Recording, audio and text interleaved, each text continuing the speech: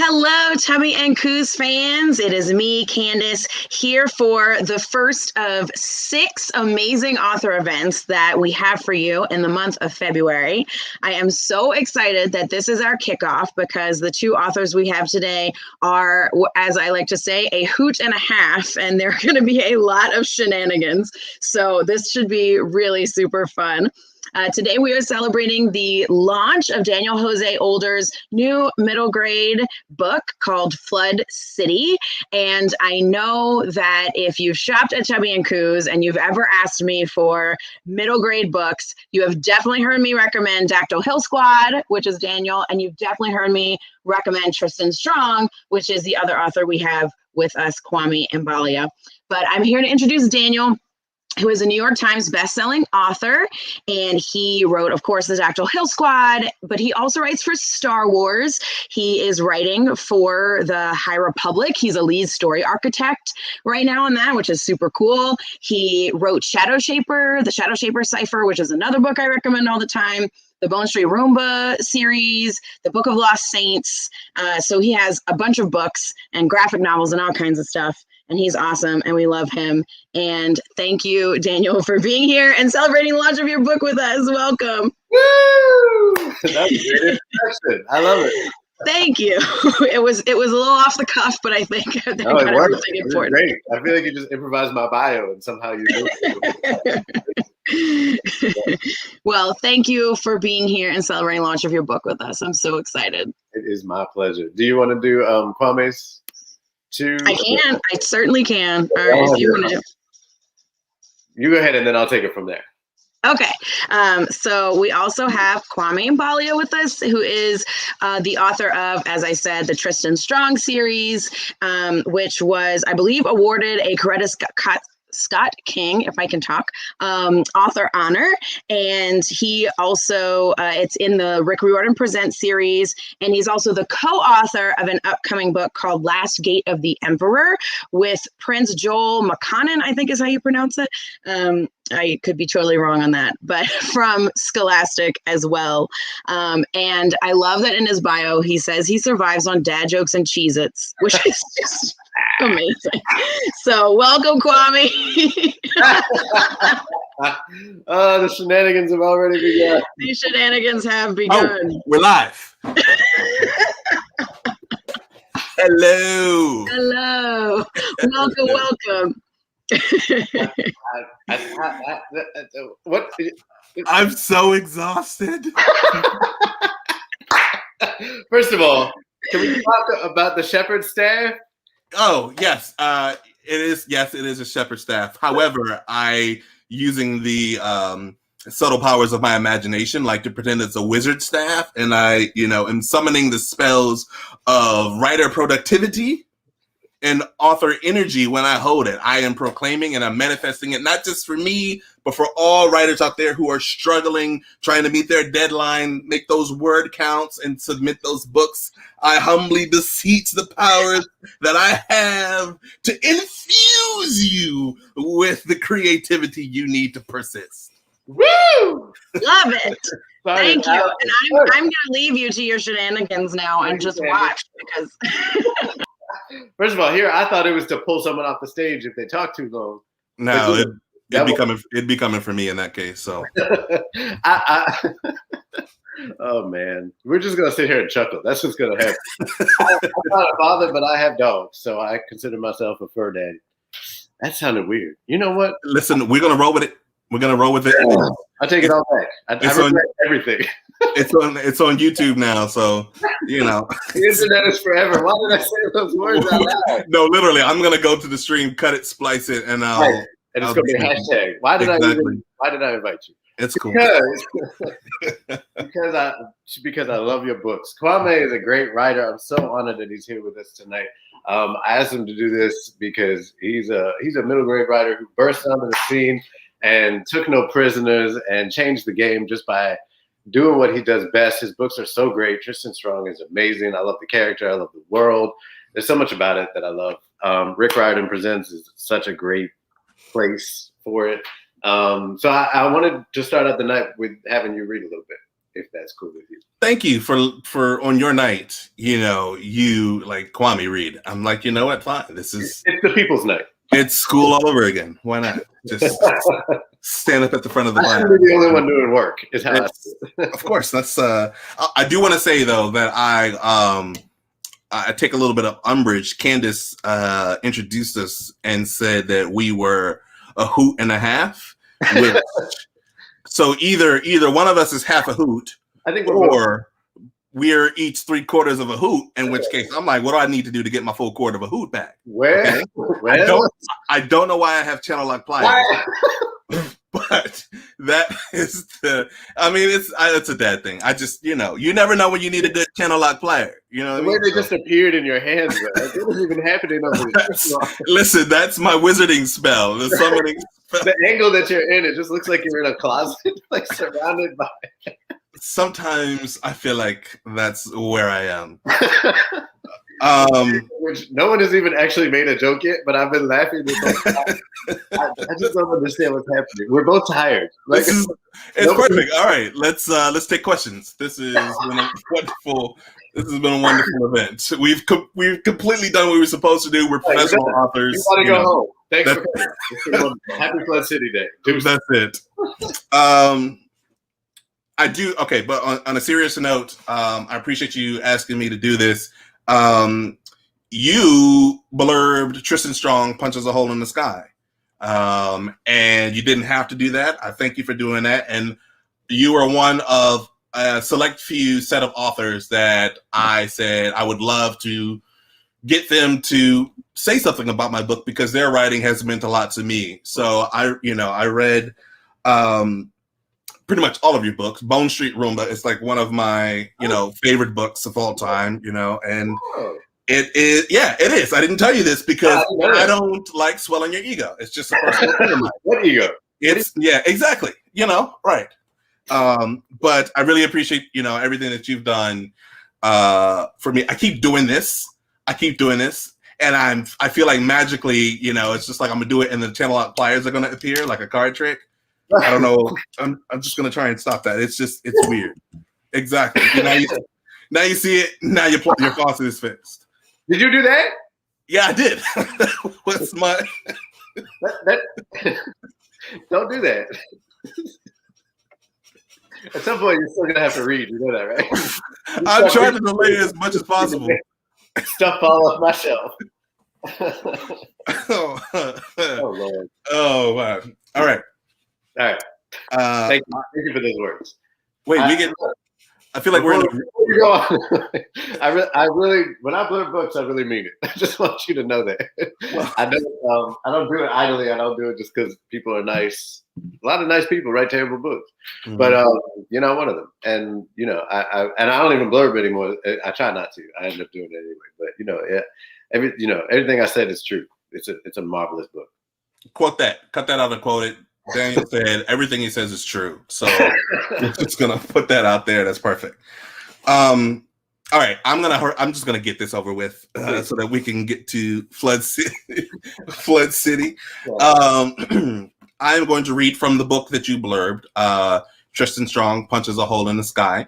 I'm gonna use my companion to help me. Are you gonna do voices? I have to.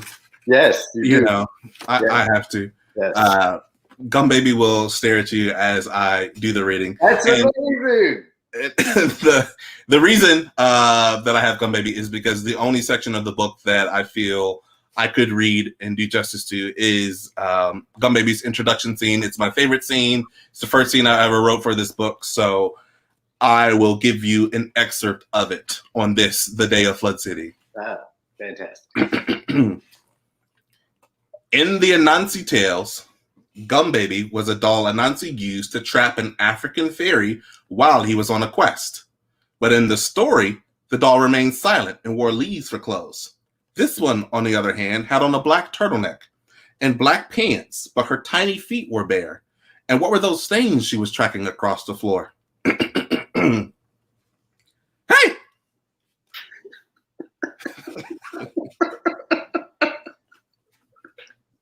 Pretend I'm not here.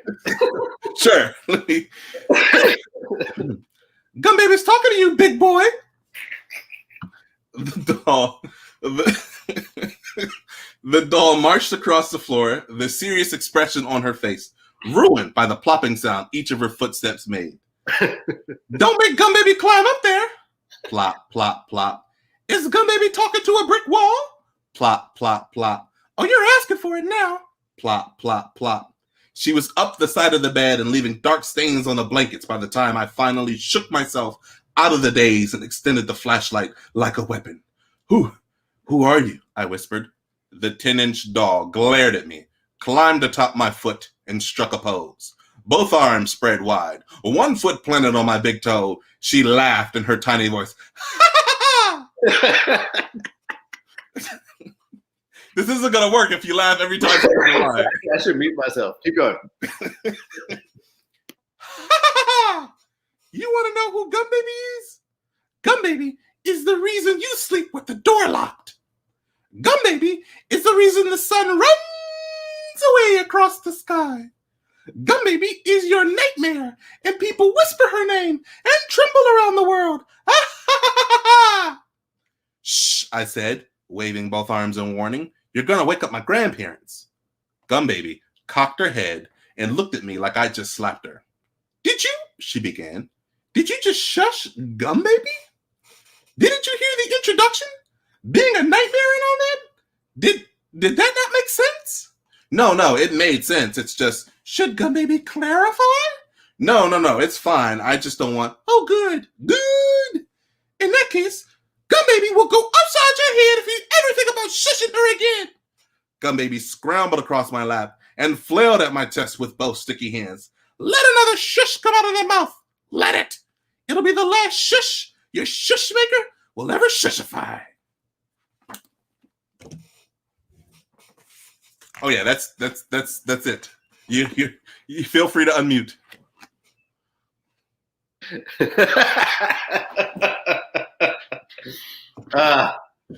God bless you, Kwame. Thank you. I have like a headcanon of how that goes over in schools, but is it basically what I would imagine? So it depends, man. So like if I'm talking to an older audience who, you know, they gotta play it cool, you know, you might see like lips twitch or something like that, but they'll play it real calm. But if like I do it exactly like you, stoic, you know, but if I do it in like elementary school, 3rd, 4th, or 5th grade, sometimes even 6th grade in the middle school, like they just cut up, you know, they're laughing, they're imitating her. It's good. It's fun. It really gives me that sense of, okay, I feel like an author. I knew what I was doing there. Good job. It's funny how laughter, let's talk after. Okay. I have so much to say. That's why. To you. But let me do a little reading from Flood City. I'm just going to start at the very beginning. First of all, Flood City is really cool in that they have all these cool pages in here that aren't just stories. There's posters. We're going to talk about that. We're going to talk about that. All right, cool. But let me just point out that I got to draw little cartoon creatures. Oh God! In the book, that was me. I did that. The whole reason that there is a character writing a letter to another character in which cartoon creatures have to be drawn is so that I could draw cartoon creatures and live out my childhood fantasy of drawing cartoon creatures. Anyway, Flood City, Chapter 1. Max Salazar and his older sister Yala burst out of their 20th floor apartment and sped into the still gray sky over Flood City. Side by side, they plummeted toward the jagged ground. The wind screamed against their ears, sent Yala's locks flying out behind her, and made Max's stomach turn somersaults. The broken buildings around them sped past, faster and faster, until everything blurred into one soggy gray-brown smudge. Then, finally, Yala yelled, "Now!" and zipped out of sight with an explosion of fire and smoke. Max pushed both his heels down inside his jet boots, waiting for that heart-stopping jolt as the rocket engines propelled him skyward. Nothing happened. Uh-oh. The ground flew up toward Max like an angry monster. He pushed his heels down again and felt the ignition pedals drop uselessly against the boot soles. Max! Yala yelled from far up above. Max could already make out the mountains of scrap metal between the crumbling buildings. A peaceful stream wandered amidst the detritus beneath him. He dug his heels in again, this time getting a shallow sputtering. It was better than nothing. If he could get ignited, he still might be able to. Vroom! The jet boots exploded to life.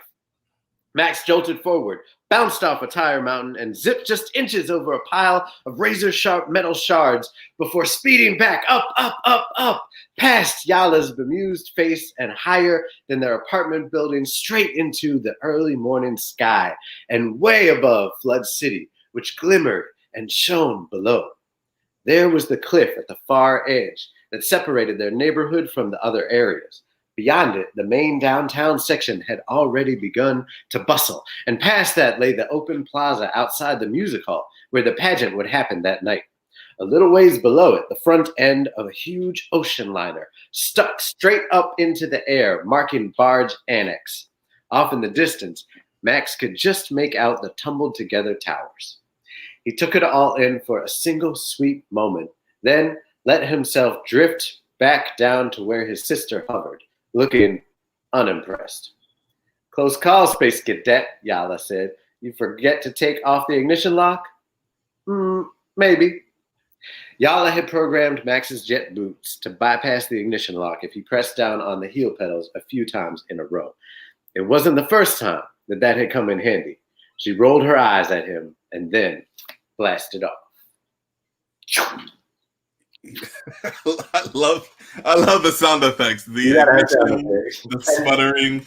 So I know that, just from how you're reading and how you do your readings, that when you do school visits, and I'm thinking of Dactyl Hill Squad and stuff like that, that's also a big hit with the kids and stuff. Now, do you get to make the dinosaur sounds in Dactyl Hill Squad? That's all I do. The whole visit is just me going. There we go. Teachers, get Daniel Jose older for a virtual school visit. You'll get an hour. Thing too. Exactly. An hour of dinosaur sounds is perfect. Yes. With Dactyl Hill, it was really fun because I had a whole slideshow presentation that was like dinosaur stuff and Civil War stuff. And, kids know everything about dinosaurs, like more than any of us do. More than most paleontologists do, like your average 8-year-old knows, and they know nothing about the Civil War, and because our school system is afraid of dealing with the reality of this country. So it's really fascinating to kind of bring out all these deep, complex histories, especially of people of color fighting for freedom back in the 1860s, and mix it in with pterodactyls and but they're equally fascinated, because they love new information, and it's so cool to just see them light up and be like, whoa, that happened, oh my god, and then oh yeah, well actually pterodactyl is not technically a dinosaur, by the way, it's a pterosaur. You didn't know that. Get it right, Mr. Older. Right. I would correct myself in advance of getting well actually by a 6-year-old, because that is the worst well actually to ever get got. Yeah, but I love school visits. Oh man. So I mean, in that opening chapter, and I read beyond that, but you've got so much, packed into the world, in your world building or whatever. You've got jet boots, right? You've got was it Tire Mountain? You've got the Barge Annex. When you were coming up with the concept of Flood City, did you work through the progression, the life cycle of the city to get to the point of where it is now, or were you just barge, sideways? That's actually my writing technique. Barge. That's what I just sit around doing all day when I'm writing. Ocean liner. Different types of ships. No, one of the first things I did was draw a map. I literally had a poster board somewhere in my office that I just found and turned over and used the back of and drew a map of Flood City, because I'm a fantasy nerd. And that's one thing I love about Tristan Strong is the map in the front is cool, but it's like a map is only as cool as much as the story earns the map. You know what I mean? Mm-hmm. It would just be a cool thing to look at otherwise. But the story and Tristan really, like, there's so many levels and dynamics to the world you build too. And I think that's what excites me about world building is like, can you earn that map, right? Like, but even if there isn't a map in the actual book, which Flood City doesn't, if Flood City is, oh, it does have it in the textbook. But either way, like, it's about like, can you make a place feel lived in? I love the way that like people name places, you know, so like something might be called whatever it's called, but then folks are going to call it, you know, Bed-Stuy, not Bedford-Stuyvesant. You know what I mean? Like, right. Just like, yeah, it's nicknames, but there's a depth to the way that people just like normally and autonomously and kind of harmoniously come up with just organically, you know, words and names develop. And so I love that idea. And it's almost like working your way backwards, right? Like, what would Bar X look like? And like, what's the tumbled together towers? Like, you get an immediate vision of it. And then what does that mean? So I wanted to have a moment like really early on because this story is so much about the place as much as it is the characters. I just wanted that moment like right off the bat that we see there where Max has just got a bird's eye view of those. It's like when I was a kid, I was obsessed with those maps that they would sell that are like cartoon maps of like a neighborhood.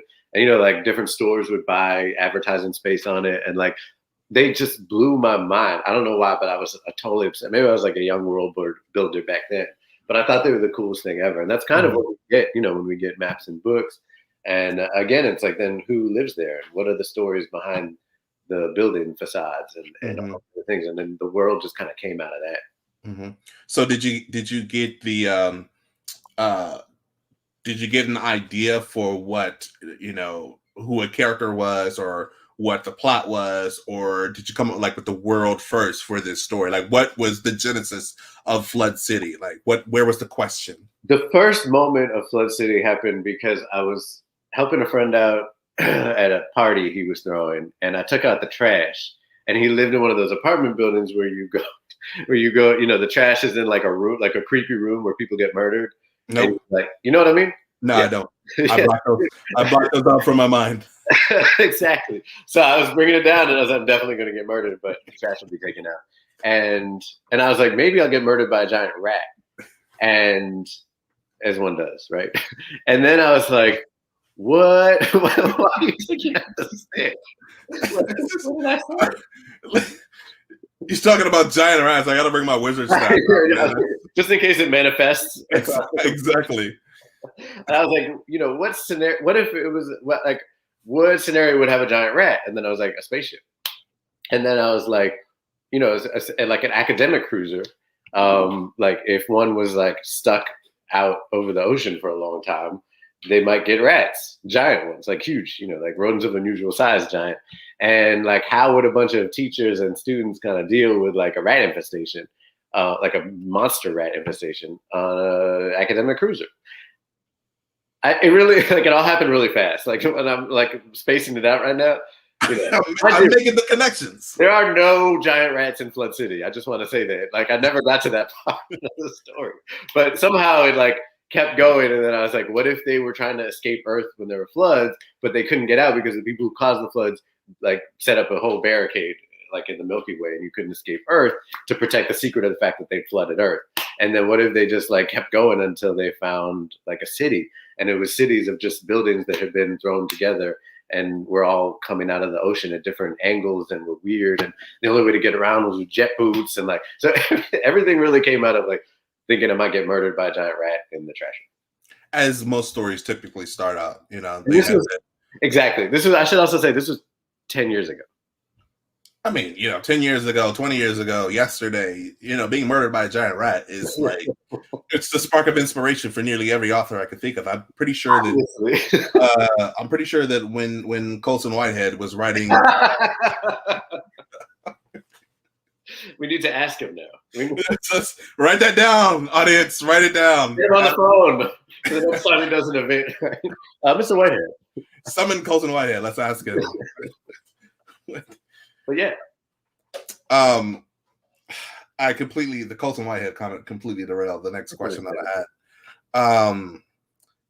Giant rats did not, thankfully, make it into your book. However, you know, you've got such like incredible flora and fauna that are in the book. Two of them Um, well, no, really only one of them that I really want to talk about, and that is like the pest du jour. They're iguana gulls? Is Oh, that the what? iguanodons. Yeah.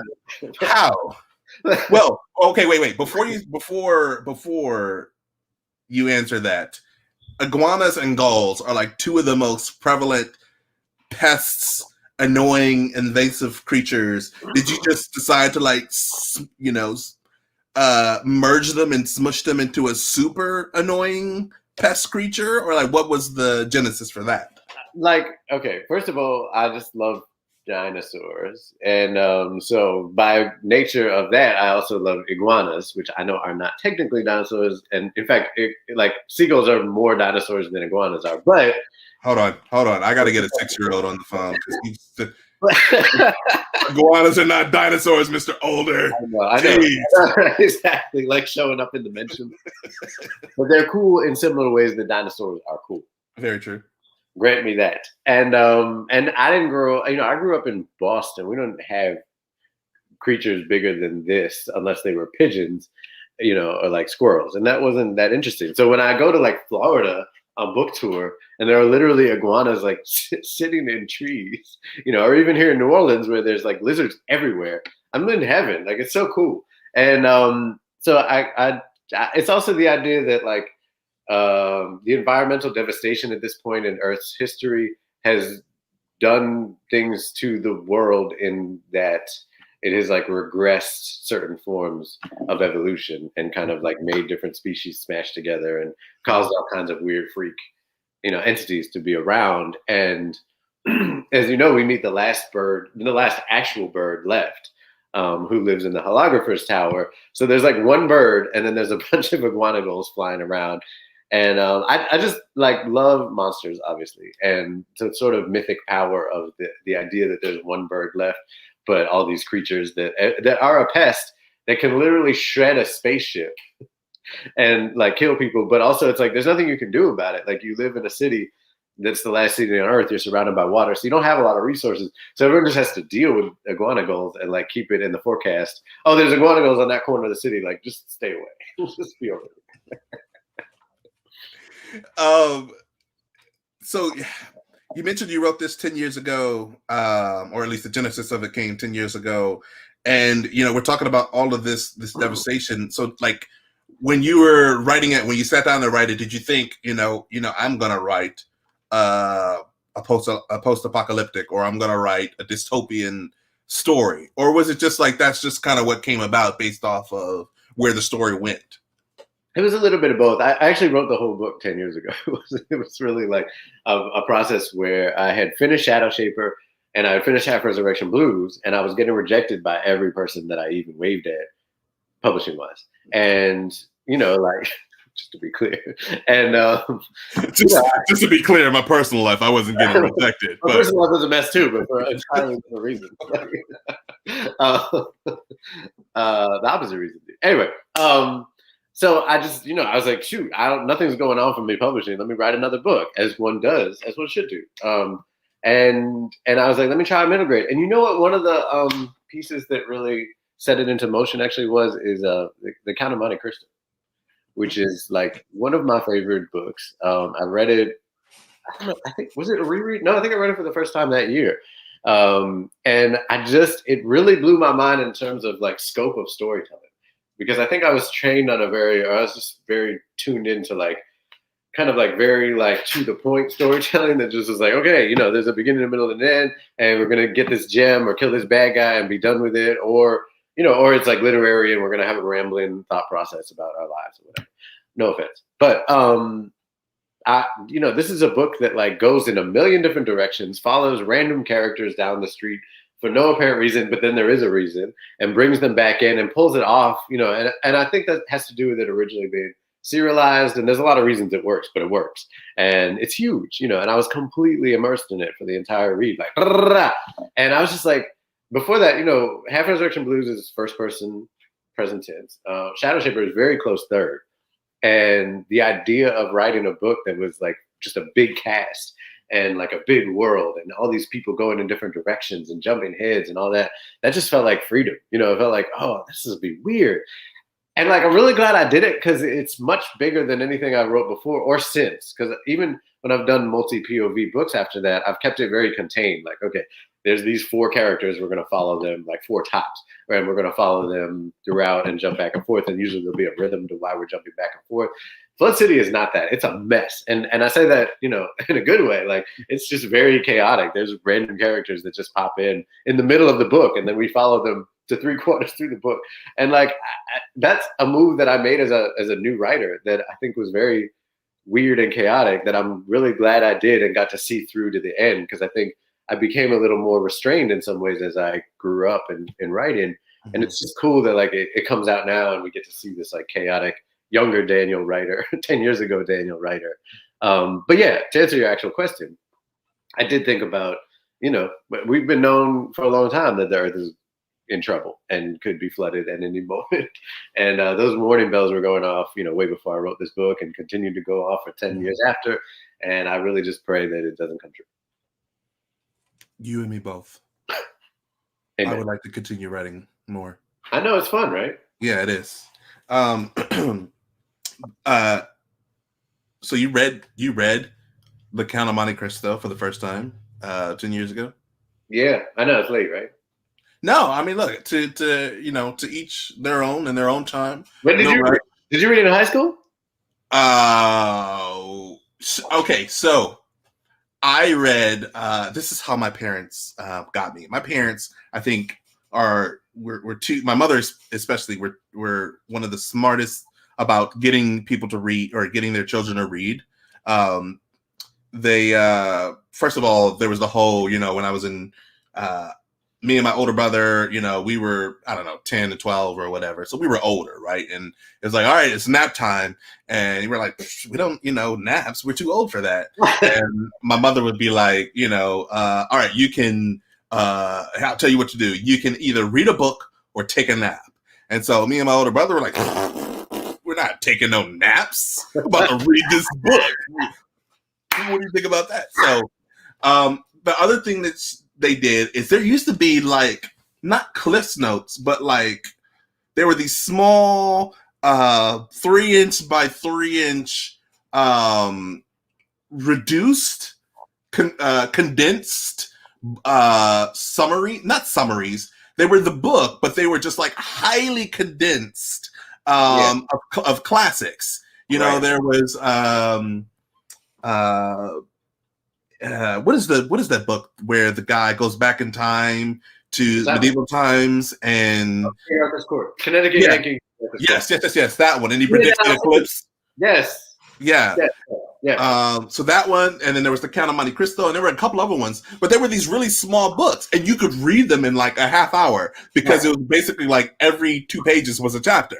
And so I would read it. I was like, oh, this is, you know, and they did a good job of like hitting the high points, you know, the thrills, the lows, the fears, and everything. And so you're like, oh, this is really cool. And so I would read that, and then like, I don't know, like a year or so later, or maybe that Christmas, I would get the actual book, and I was like, oh, there's more to the story. And that's, you know, I'm a huge nerd, you know, I still am. And so when you tell me like, oh, I enjoyed the story, and then you give me like a 700-page book of the actual story, in my mind, my tiny little mind blows. I'm like, oh my God, you know? And so, yeah, I definitely read it when I was younger. But I too am a nerd.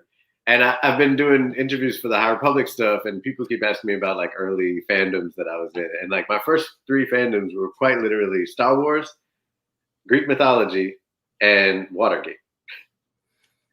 I was not expecting that last one. No one is. And I did one today, and the guy was like, well, I could see if you grew up during that time. I was like, hold on. Hold on a minute now, sir. I know I have some like gray wolf right now. So let's just take a step back. I was born in 1980, okay? After Watergate by a considerable number of years. But my mom is also a politics nerd, and her excitement about politics like infected me in the best way. And we would go to the library and look at microfiche of like Watergate, Watergate era And I would be there like, what happened next to Haldeman? You know, like I loved All the President's Men a lot, and I read it at like 11, and I'm sure I misunderstood 90% of it, but I was in for that 1% that did make sense. I was in. And that's like, I think it's so interesting how like our childhood fandoms and nerddoms carry through to today, because like I wanted to be a political cartoonist or work in a creature shop like Jim Henson's or George Lucas's, and it's like, here I am, like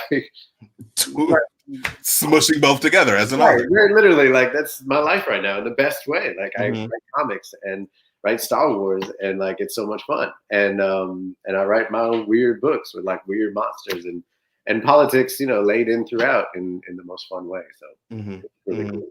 And look at you. Look at me. Wizard staff. Shepherd. Drill. Like, a dad. Listen, ready to go at a moment's notice, all right? Like you got giant rats to kill, or you got, a loose floorboard. Hit up your boy. Or sheep to make sure it stays within the pasture. Just, I gotta fix that gate. You never know what you need to do. So is Flood City a standalone? It is right now. It's one of those books that, like, with Shadow Shaper, actually, like, I sold it as a standalone, and in my head, I was like, this could go on or not, depending on what happens in publishing. Shadow Shaper, like, originally, I really wanted it to, and then when it sold as a standalone, I kind of resigned myself to it not doing that. And then when they were like, actually, yeah, we want more books, and I was like, oh, look at that. I had to take a moment, and I remember very, very specifically taking a walk in Prospect Park, where everyone goes to learn new magic powers in Shadow Shaper and everywhere else, and being like, Sierra, you got more stories? Like, you want to keep doing this? And she was like, hey, yeah, let's do this, man. Let's do this. Absolutely. And I was like, I bet. So I told Scholastic, yeah. And a trilogy was born. And I can viscerally see that unfolding in my mind, you walking into having a conversation with yourself, and everybody's like, that's just Daniel. He does that. Like, here we go. That's the dinosaur guy. This was before I was the dinosaur guy. That's the microfiche guy. That's the Watergate food. Oh, Lord. That's the Watergate food. He's just reenacting the tapes. Oh, here comes the gap. Oh, me. Shenanigans. Yeah. All right. We got time, right? Yep. Okay. Writing process. Are you a plotter or a pantser? I've been a pantser for the 10 years of my writing career up until now, and now I'm a plotter. Is that because you started working with Star Wars? Or is that something different? The first Star Wars book I did, Last Shot, they asked me, I was like annoyed. I wasn't annoyed. I understood. But they were like, can you turn in an outline so we can bounce it back and forth? And I was like, who do you think you're talking to? But I didn't say that, mind you, because I was... No. I get to write a Star Wars? Because you're still writing a Star Wars book, I take it. Right. I was like, what do you need? Do you want me to pay you? My agent in the corner, stop, don't speak. Do what they ask. Don't offer things like money to publishers. You have to understand, again, my number one fandom has always been Star Wars, besides Watergate and mythology. So I was just in heaven when they asked me that. But anyway, they were like, can you give us an outline? And I was like, I could write a thing that says things and sounds like it makes sense, but that doesn't mean I'm going to, And there's an understanding in publishing, I think, that you're not going to be beholden to that outline. Like, everybody knows that. What I ended up kind of doing subtly was writing it very short, so that I ended up having an extra, like I got to the end of the outline and I was like, oh no, this isn't 90,000 words, it's 30,000 words. I guess I better go on a little adventure, a side quest. So because for me, in that period, aka the last 10 years, so much of the spark of writing came with like the thrill of finding out what the book was actually going to be as I was writing it. And in my mind, outlining it like robbed me of that thrill. Turns out I was wrong, but that worked for me at the time. Like all my books were written that way up to now. And I do think a big part of it actually is writing comics has really now I literally write rough drafts of outlines, and then another draft of it. Like I do multiple drafts of outlines, which is wild considering where I've come from as a gardener, like a dedicated gardener. The coda to that Star Wars story is that they had me at Lucasfilm to have a conversation with Story Group about the outline which I've written, which they were supposed to have read. And then they showed up in a Story Group and they were like, yeah, we didn't get a chance to read the outline, so just go ahead and like tell us what it is. And I was like, someone told me I was supposed to present something. I thought we were just gonna like laugh about what a great job I did, and then I was gonna change it all anyway. What's happening? Like, what is this? They were really, really nice about it, and they laughed at all my jokes, and it went well, obviously, because here I am. But like, it was terrifying. Like, like I had to read the outline, and then sometimes they'd be like, "All right, skip over that." But it went okay. But anyway, yeah. Now I love outlining. Like, I really do love it. What about you? You strike me as an outliner. No. So similar to you, like every not every most books that are published. So I have the 2 in the Tristan series, Last Gate, and others that I'm working on. I will send like a synopsis / outline to my editor and just so that they have a rough idea of what the story will be about and everything to get them kind of prepared for it and everything. But the joy for me, like you said, is in the discovery of what's unfolding, right? Of what is what new characters pop up, the actions. I think the biggest one of the biggest thrills that I get is when I actually pants myself into a solution to a problem that I pants myself into. Like there's nothing like reinforcing my own bad habits, right? It's just like, oh man, I walk straight into a brick wall and then I pants a wrecking ball through it, and I'm just like, I'm a genius, and then we just keep it moving. But I'm becoming better. I'm like, you know what? This sounds bad. This actually makes it sound like outlining is bad. But the way that I get myself to not invest in like a new shiny story idea, that's just popping up all over the time, is I'll be like, all right, I make myself sit down and I either write the first chapter in an outline or I write an outline of the story idea. And that will normally tell me, like, you haven't thought this through. There's no need to invest all that energy in it, right? Because, like, I'll have the first super detailed first 3 chapters and then nothing, 2 sentences for the rest of the book. And it's like, you have no, like, it'd be different if I had a fully fleshed outline. I'd be like, all right, maybe you can split some time on it. Right. But I don't, right? So outlining helps me realize what not to work on. And then I go back to pantsing on my professional projects. That's hilarious. But it does speak to a truth that I think we don't get at enough when we have these conversations, which is that there's so many different kinds of outlines. And like, it's like not enough to just be like, do you outline or do you not? Because there's like drafts of outlines, which is something I didn't know about until I did them. There's like super detailed one. I know writers that have like 70-page outlines, and I'm like, that's a book. Like you wrote a book, and now you have to write it again. Like, which is the process, But it's like everyone to their process. I think what I've enjoyed discovering the most about outlining is how much I can still be surprised. Like I literally pulled a fast one on myself recently, where a bad guy turned out not to be the bad guy. And I was like, oh, but I outlined, Who allowed this? But it thrilled me, what I mean? Wait, I want to put that on a shirt. Like, I feel like I want to put that on a shirt and you give it out at like writers' conferences or something. It says, but I outlined. And I think it would be wonderful. But I outlined. Like, I paid my money.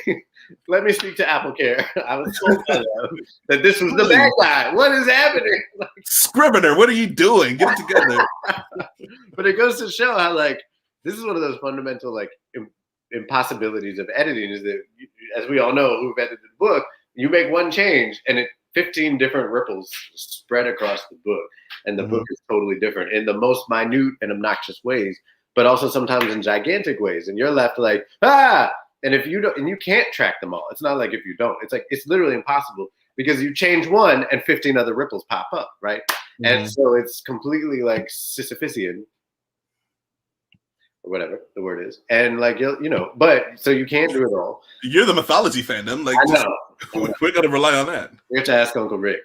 But But like you just don't know, so you got to keep going, and then one day you'll be at a part where you thought the bad guy was the bad guy, and they're not the bad guy, and the question then becomes like, can you move with that? You know, can you be fluid and flexible enough?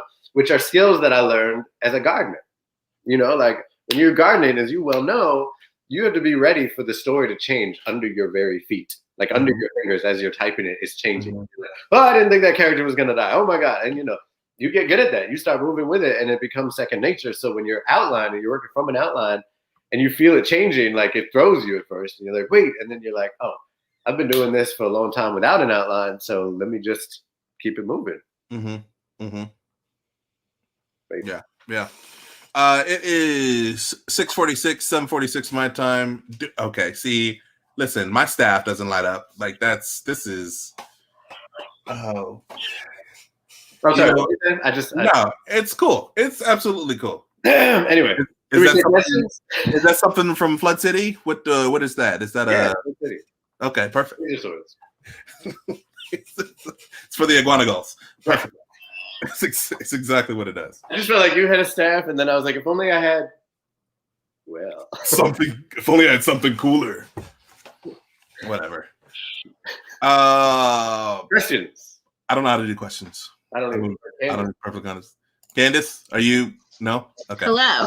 I can do questions. If anyone has questions, you can post them in the comments, and then I can put them up on the screen for y'all to see, and then y'all can like look at them and answer them.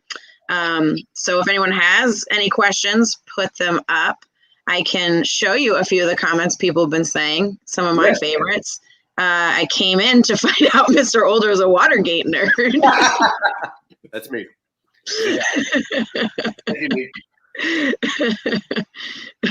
Can't wait to find that on AO3 later. That'll be perfect. Meeks also wants to know how both of your outlining processes go. Oh, that's a great question, actually. Let's jump into that because I think that's fascinating. For me, I said I do multiple drafts of outlines. It starts with like it's actually like become a very clear process for me in that I will just the first thing is not even an outline; it's a mess where I just throw everything I know that's going to happen in a story or an issue at the page as fast as I can. And I say fast specifically because this whole process actually works better. I find like if you do it fast, like you can do it slow, it's fine. Like it shouldn't be a stressful pressure kind of fast, but it's more fun. And it gets done faster. And it like, I think you kind of break it open a little bit because you're not supposed to think that hard. It's like brainstorming. Like you're not trying to like get everything right. You're just trying to throw everything at the page. So I'll have an issue and this is, I'm speaking specifically about comics, but this can translate into novel writing for sure. And I'll just be like, all right, I know this beat, and this beat, and this beat need to happen. And then I'll arrange them. The next draft of the outline is like arranging them into a vague like story. Like which has to happen first, and it's like really basic questions you're asking. Like if this dude dies in this beat, then it has to be later on, whatever. And then that you do another round where it starts to make more sense, and another round, and then you start adding numbers, and that literally that's your outline. Like it comes from chaos, a certain degree of order, and then I will literally copy and paste that outline onto the draft, and then do like page. And it's a small thing, but it changes the process so much because then when I'm starting a new page, I already have an idea of what I'm doing for that page. And then the question, instead of like, wait, what am I doing on this page? And then I have to refer over here and ask them, which throws off your whole energy. But if you switch to the new page and it says, this is where Yoda has to kill that dude, spoiler, then you just like, okay, how are we going to do that? And then that's the question you're asking yourself. How am I going to show Yoda killing that dude? Well, that's going to be 3 panels, bam, bam, bam, and then it goes from there. What about you, man? When I do outline, it's actually really similar. You know, I live and die by the yellow legal pads or whatever in the very beginning. It's just like you said. What? You do it all by hand? No, I don't. But I have to start by hand because I feel like that's when I'm at my most creative. Because I like doing arrows and I'll fill the page, right? Yep. And so I'll be like, I'll have this is a good idea. And I'm just starting listing stuff. And then as I list stuff, I'm like, oh, wait, this is great. and that should come, that should link up with this, combine the two, plus it's like I'm doing literary addition on, on the page, right? And then I flip the sheet over, and like you said, I start to refine a bit, and I'm like, I like these ideas, and I'm going to pull them out here. And at this point, I'm not really looking for beats, right? I'm looking for a theme, because for me, more than anything, a theme is what will carry me through the story. Even when the beats or the details of the beats change, the theme will push me through. So like if I'm working on a story that's about power, privilege, and responsibility, right? Like I am constantly looking for beats that interrogate one or more of those three themes. And they can change. They can change, they can flip, but as long as they interrogate one of those, they will pull and push my character and my plot forward. Yeah. And so then once I get there, I'm thinking about, because I don't like, not that I don't like, it's hard for me to write a super specific outline and follow it through. So what I'll do is I'll divide the book into quarters. So I'll have, I call it, percentages. I have 0%, 25, well, I guess in fifths, 0%, 25, 50%, 75%, and 100%. And where I want, and what I envision happening there, what are these milestones? What do they mean, right? Like, what is my character doing? What has he learned? What trouble has he gotten into? What part of the world has he, quote unquote, unlocked? And just like, because I think of it, it's almost like a video game, almost like a role-playing game when I think about it, right? Like, I want my character to level up as we move through the story, either, in the knowledge that they have unfolded, or literally growing more powerful with his or her skills. And so I move through that percentage, and that's really kind of it. I may go, like, I'm looking at an actual outline right now. I think the biggest thing for me, like if I have to go into more detail, is setting up that opening act. That's because that's where everything is really laid out. That's where you find out the core of who the character is at the start of their journey. That's where you learn, where they're entering into this world and the important things that they think, the character thinks are important about this world, and therefore what the reader will kind of pay attention to. It's where you set up, the wow, the cool, what I mean? And that opening act. It's where you want to hook the reader. It's where you want to draw them in. It's where, Gum Baby breaks in, right? It's where, oh my God, is it Magdalise? Yeah, that pronounced the hell out of it. Yes! Thank you. I suck at names. You killed it. It's where, Magdalise telepathically communicates with the dinosaur, right? Yep. Like in those opening pages, I want to put something in there that makes the reader like, okay, yes, I can see myself sitting and curling up with this book, right? And so I might, this is a totally weird analogy, right? But a lot of, I think Andy Reid, who is a football coach, right? Andy Reid will script out the opening 15 to 20 football plays, right? And then after that, it's it's whatever the game dictates. But he will script out those opening plays, right? Because he's setting up trick plays or different plays that he might do as the game unfolds. But I found it, I found it really interesting, and that's what I kind of apply to my writing. Like, he scripts that opening act, and then he kind of lets the story unfold and carry him through, and that's how he reacts. And that's kind of how I do my writing. Like, if you could see here, this is the extent. Nope. You see nothing. Nope. There it is. You see three chapters, right? You see 3 chapters, and that's really it. And it's a middle grade, so that's kind of, we can't go too far, into without the opening act or whatever. Like, we got to keep the energy going, right? Right. And so I script out those 3 chapters. I know what characters are going to show up, what plot or what problems they're going to face, what questions they're going to ask. And then from there, it's really like how the characters interact in those chapters that'll give me ideas about, oh, this should happen later on, or this should happen next, or, so on and so forth.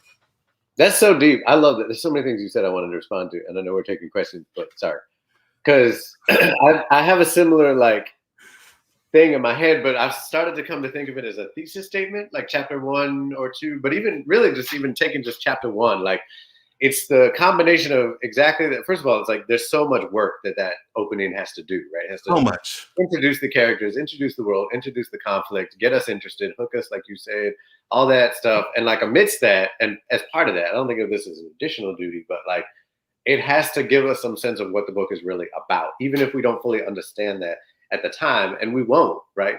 Like we'll get to the end of the book and be like, oh, but we're subtly like by making this chapter about whatever it's about, which is whatever the book is about, we're pointing at that thing and being like, look at this. This is important, right? Because it's here on this prime real estate taking up space where, like this is what matters. And so like, and I remember that like very clearly just being important, like thinking about Shadow Shaper. And like, I rewrote that first chapter so many times, more than I've ever rewritten anything, I think. And all of that work was trying to like do all those things and tell a story about what this story was really about. And that's how it landed on like this moment of Sierra painting and seeing a tear, drop down the face of a mural and the magic of that and wondering like, what is going on? What is going on is literally the central question of the first half of the book, if not the whole book.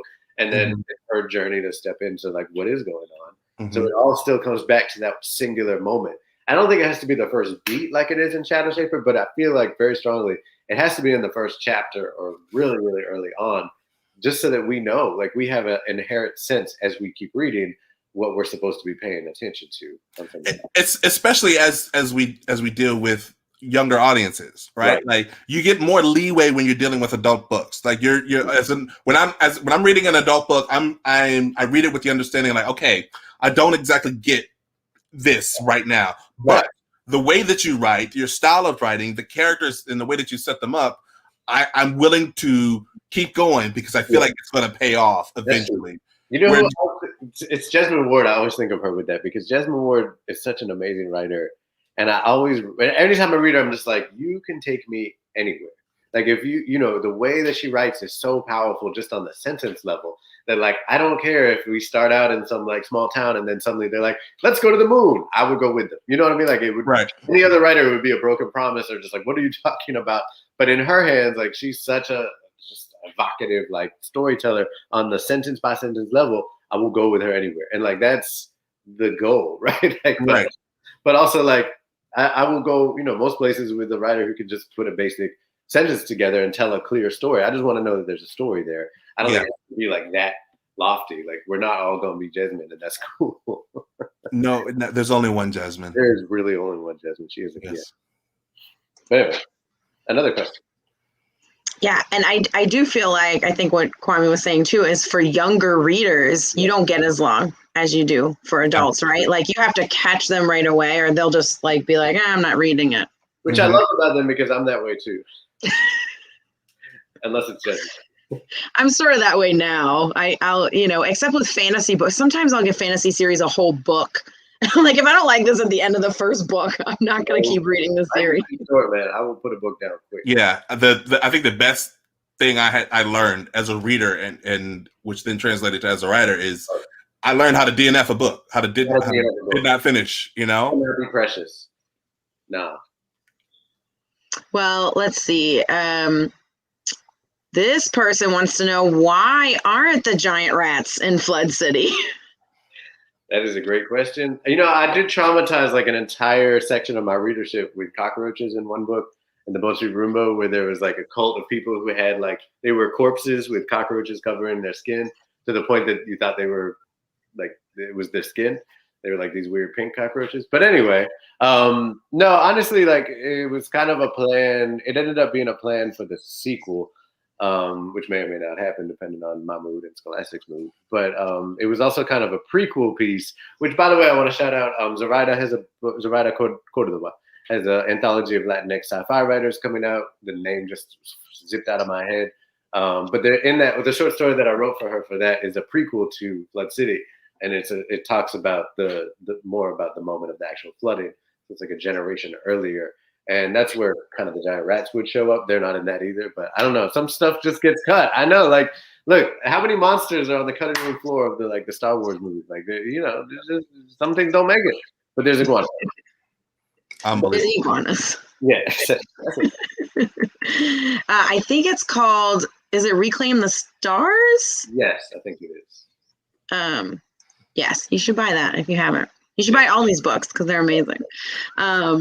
Let's see. Someone also asked that as former pantsers, have you had to rewrite the first few chapters in light of where you ended up later on?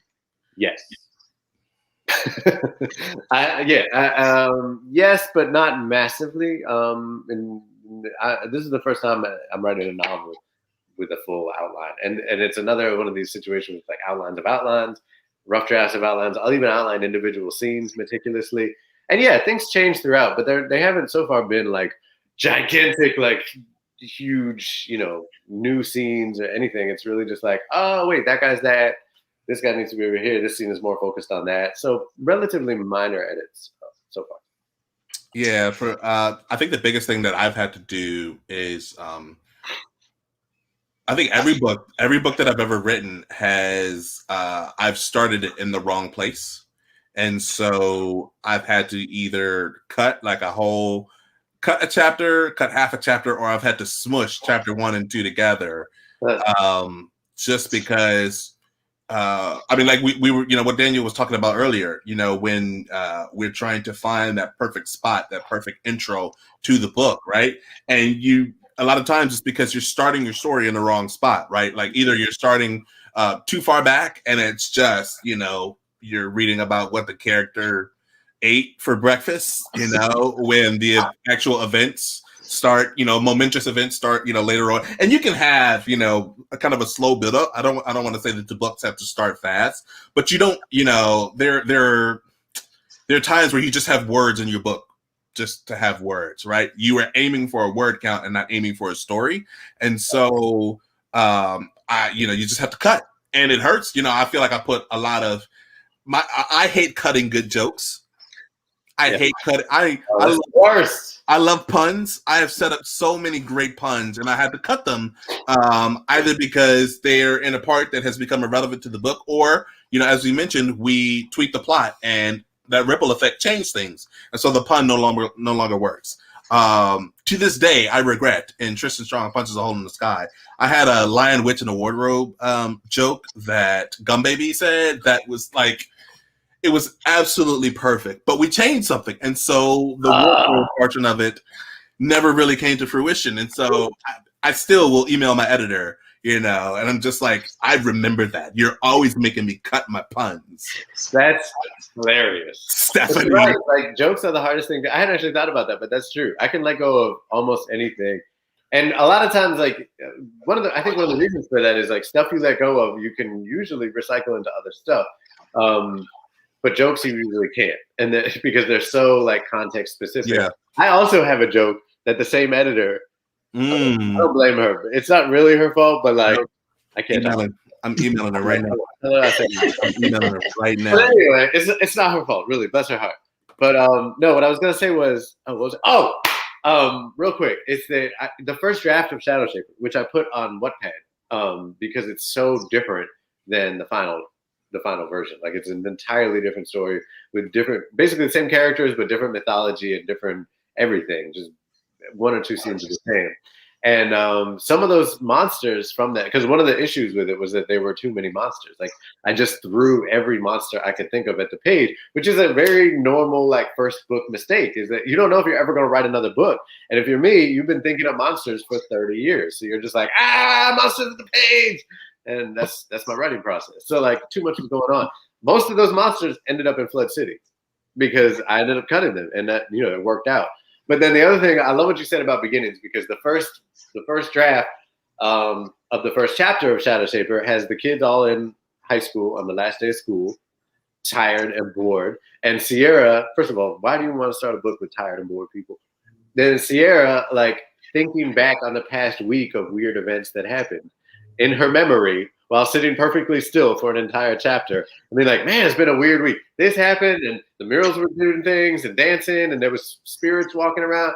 And like, at some point, I finally was like, wait, what if we start the book when the cool stuff is happening instead of when the character is thinking about all the cool stuff that already happened? It was like such an obvious revelation, but a revelation nonetheless that was really crucial in making that first chapter what it is, which is the first chapter that I think really does carry the book in the right direction, as opposed to start off with bored kids thinking about interesting things.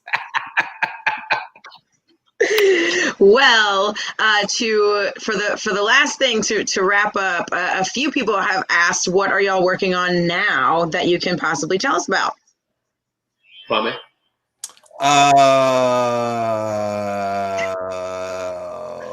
What can I tell you about? My next book out is with Scholastic, and it is called Last Gate of the Emperor. Hey, it is by myself and Prince Yoel Makonnen. So that comes out in May, and we are gearing up to start working on the sequel right now. Nice. More bionic lionesses, more video games, and more snarky middle school kids getting into trouble, because that's what I do best. That's awesome. That's really great. So basically my life is just TikTok now. I'm just on TikTok. Y'all should all go watch Daniel's TikTok, because you do things with TikTok and it's hilarious. You have like that thing with your family, like you tell your family you wrote a Star Wars book. Oh my God. Anyway, go watch Daniel's TikTok. It really is a really fun medium. I love it. My full name is my TikTok is Daniel Jose. What's your TikTok name? Daniel Jose Older. Is it Fur Daddy?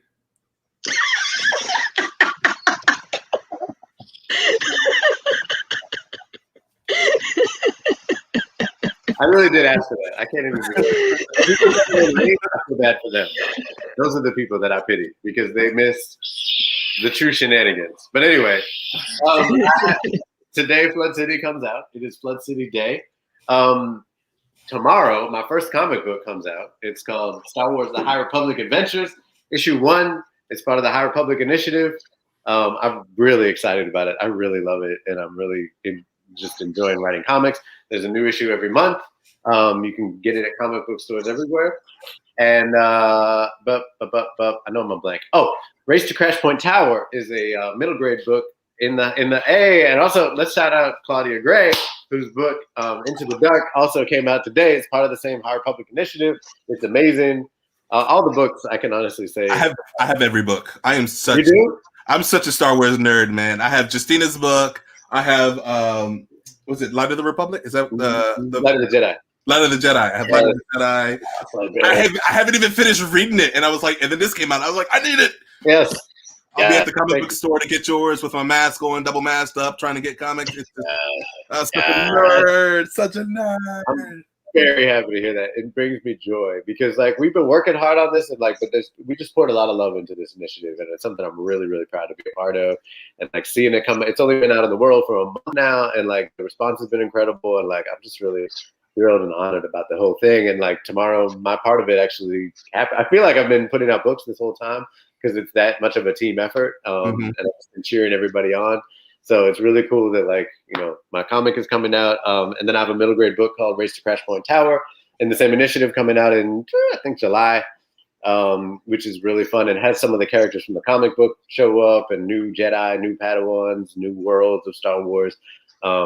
There's creatures that are kind of rat-like, but excellent mechanics, called the Bonbrax, which are really fun. And then in a year and a half, I have a graphic novel coming out called Death's Day that I co-wrote with a friend of mine named Malik Duncan, which, I'll talk more about down the road. It's a really fun, weird, supernatural detective story.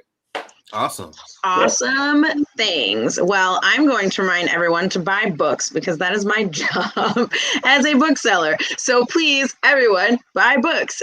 This is Flood City, which is what we're celebrating today. So I had to throw it up there. I really like this cover too, Daniel. It's really cool. Great. I didn't tell them to use John Boyega as a model, and they didn't use John Boyega as a model.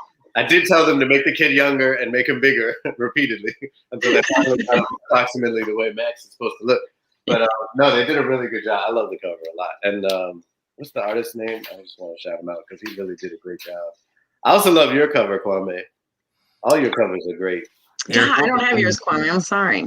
No, that's fine. But it's a really cool book. You have it right there, right?